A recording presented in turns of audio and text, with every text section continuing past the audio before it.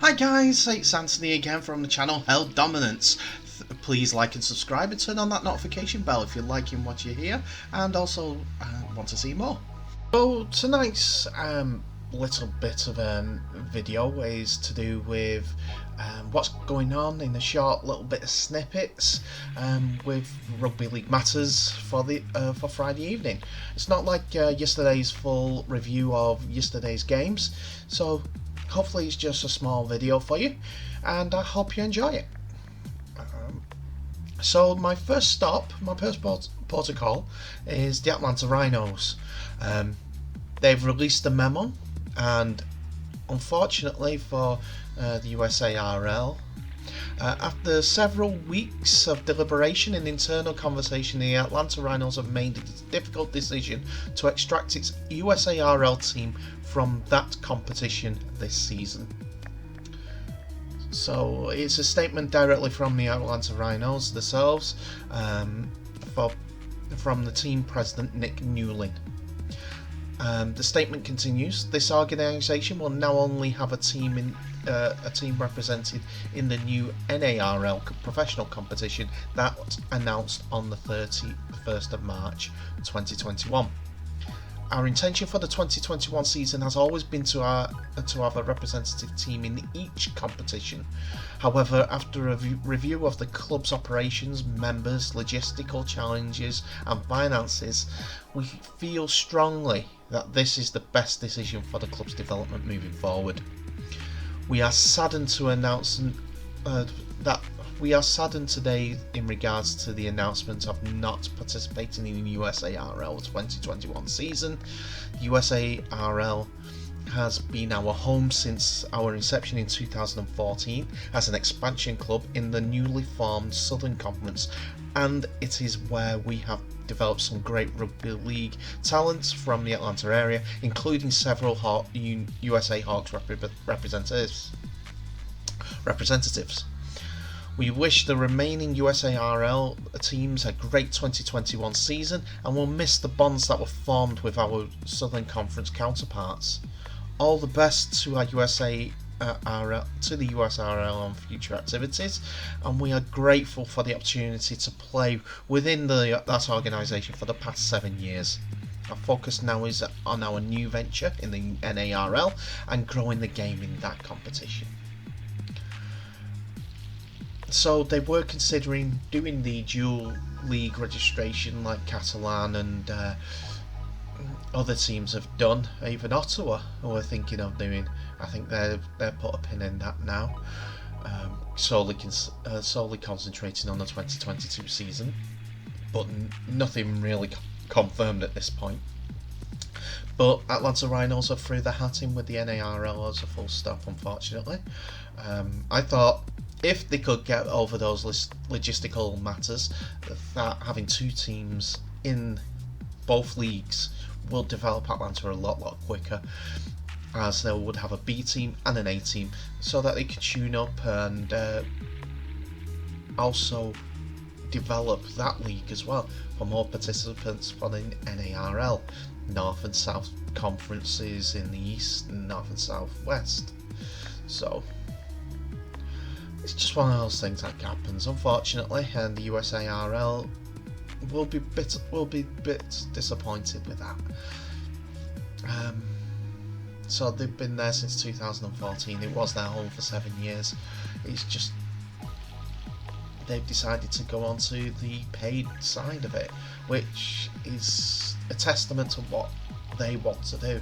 They want the best and want to grow as a team. They're going straight into a competition that is giving them that opportunity and exposure, eyes on the product. I'm not as a slight as USARL.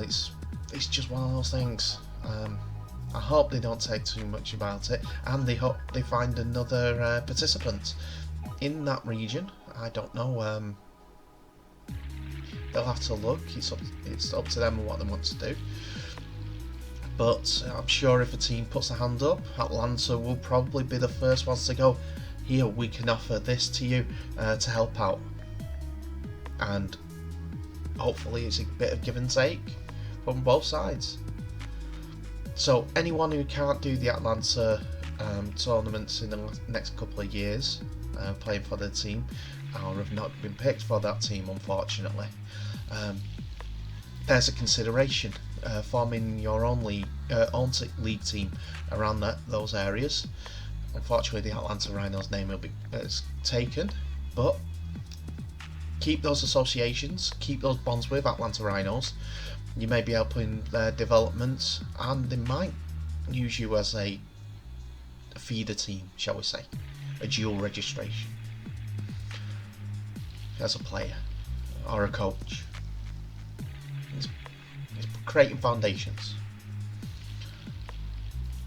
So yeah, that's the first part of the news.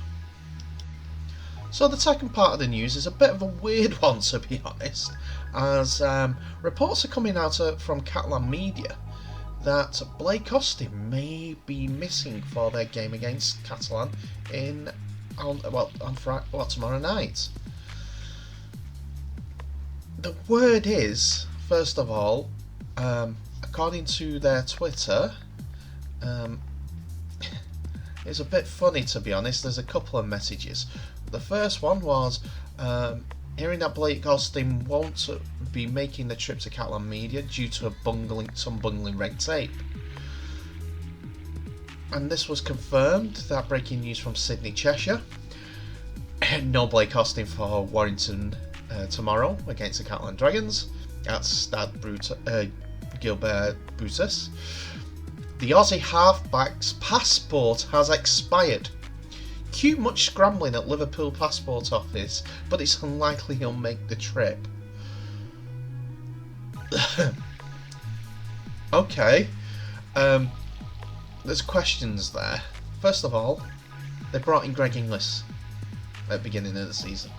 That would have needed checking the passports and everything like that. I bet that's the same person who's in charge of the players, the overseas players' passports and logistical needs during the season. Why wasn't this checked before this season? One of your best players not included in the squad. It's fun and games in rugby league. What can you do, eh? And finally tonight is a couple of scores that have come in from the Rugby League on this Friday evening. First of all, we have Salford, who've rattled in 34 points to 6 win against Lee Centurions at the AJ Bell Stadium, and they were led in no small part with 2 tries from Kevin Brown, who actually broke the line a couple for the first try, close to the line, unfortunately, but it still led to Salford, who were trailing 6-8 at half time, winning 34 points to 8. So they nilled Lee in the second half.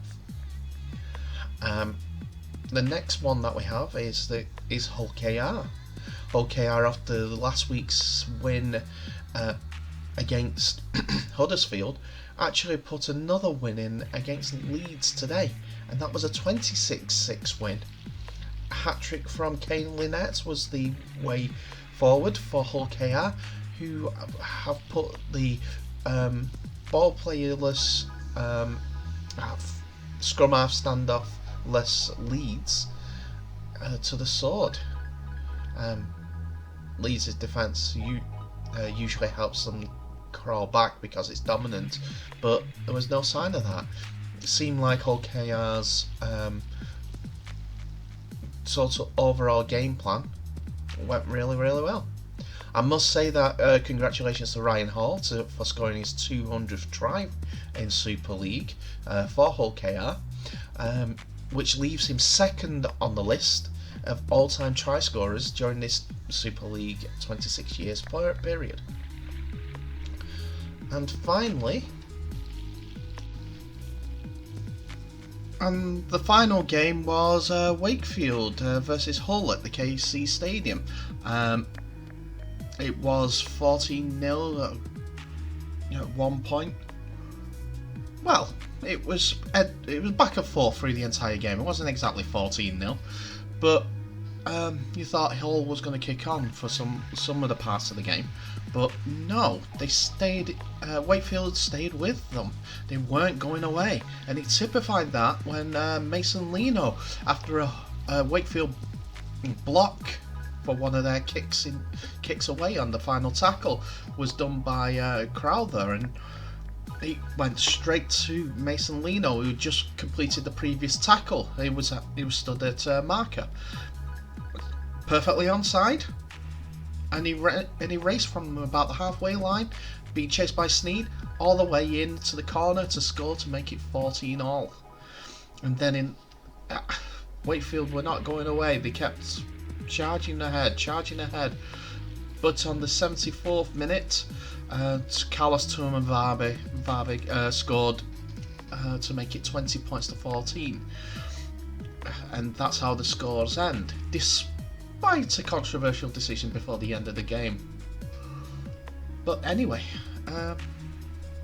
that's been tonight's results. I'll be back tomorrow with another video, but in the meantime, see you next time.